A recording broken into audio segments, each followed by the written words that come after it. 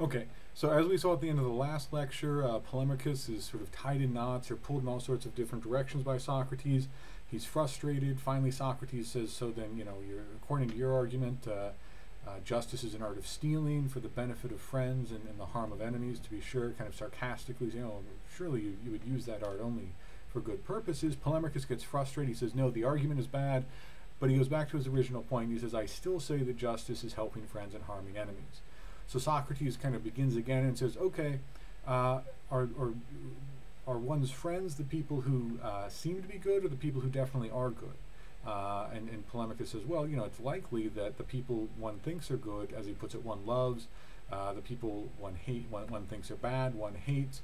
And Socrates kind of says, but don't people make mistakes about this?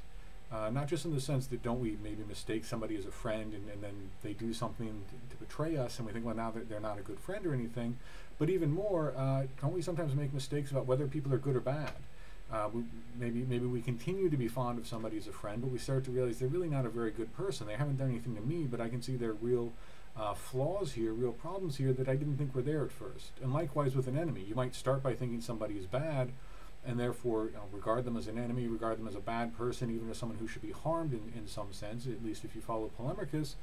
But then as you start to get to know them better, as you see more, you realize, well, maybe I was wrong. I mean, this is actually not the person that I thought that they were. And so Socrates says in that case, when people make mistakes, what they'll actually end up doing in their attempt to help friends and harm enemies, they'll actually be helping unjust people whom they've mistaken as just people, and harming just people whom they've mistaken as unjust people.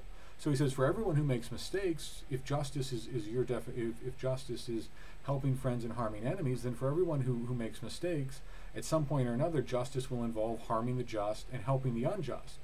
And Polemarchus says, yes, I see what you mean, and he sort of amends it to say, okay, those who seem to be good and really are good are one's friends, those who seem to be bad and really are bad are one's enemies, and then he says, and from there it's fine. And so Socrates, now, you might think that this sort of, it is being called to his attention, the likelihood, the inevitability, really, as they put it, of people making mistakes about things like this.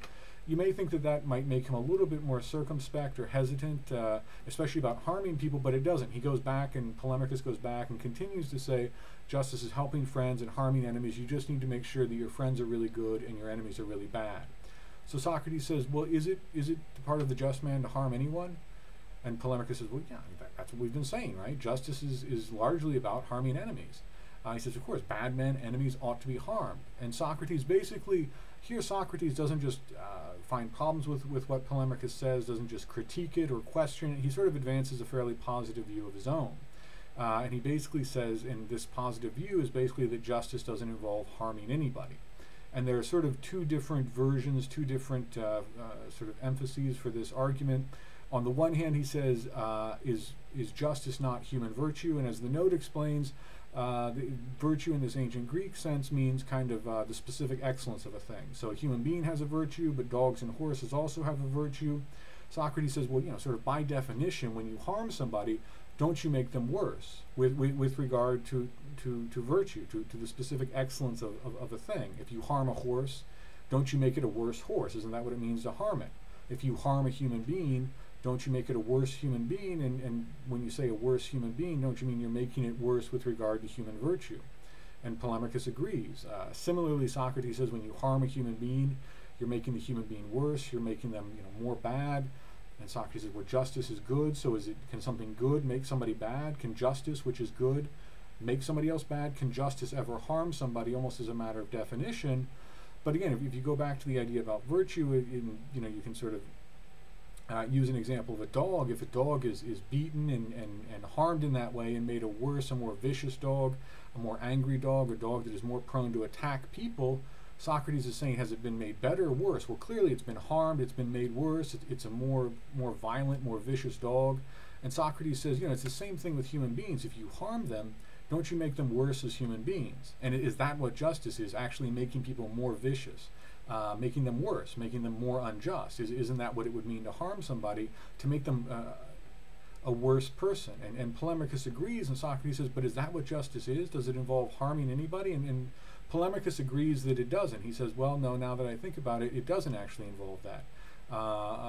if you think about the implication for punishment, there are of course many major theories of why people punish, what the purpose of punishment is. One is retribution, the idea that when someone does something wrong, when they commit a crime, when they do something wrong, they should be harmed as a kind of retribution for the wrong that they've done. And obviously Socrates here, the implication of what he's saying clearly argues against that.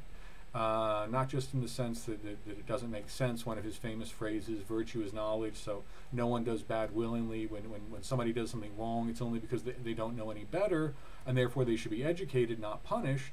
So there's that part of it, but there's even more of the part that he's saying, look, that doesn't make any sense. How does it make sense to think that it's just to harm anybody?